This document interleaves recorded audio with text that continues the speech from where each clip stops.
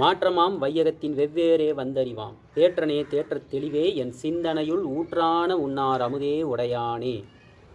மாற்றமாம் வையகத்தின் வெவ்வேறே வந்தறிவாம் என்றால் இந்த உலகம் மாறிக்கொண்டே இருப்பது.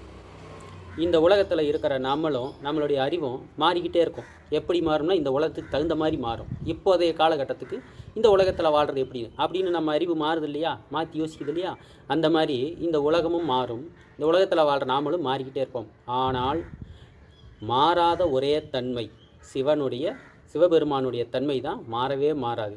என்றைக்குமே பாருங்கள், நீங்கள் பல யுகங்களுக்கு முன்னாடியும் சிவன் கடவுள், இந்த கலிகாலத்திலையும் சிவன் தான் தலையாய கடவுளாக இருக்கிறாரு. நிறையா பேருக்கு, நான் சொல்கிறது எல்லாருக்கும் கிடையாது, நிறையா பேருக்கு அதிகபட்சம்னு பார்த்தா சிவபெருமான் தான் தலையாய கடவுள்ன்றதை ஒத்துக்குருவாங்க. ஏன்னா மூத்தவங்க முன்னோடி அவர் தான். புரியுதுங்களா? மாறிக்கொண்டே இந்த வரக்கூடிய இந்த உலகத்தில் அந்த யுகத்துலேயும் சரி, பழைய யுகத்தில் அந்த சக்தி யுகம், அந்த யுகம் இந்த சொல்லுவாங்க, அந்த யுகத்துலேயும் சிவன் கடவுளாக இருந்திருக்காரு. இந்த கலியுகத்திலையும் சிவன் தான் கடவுளாக இருக்கார். அதனால தான் மாற்றமாம் வையகத்தின் வெவ்வேறே வந்தறிவாம் தேற்றனே தேற்ற தெளிவே என் சிந்தனையுள் ஊற்றான உன்னார் அமுதே உடையானே.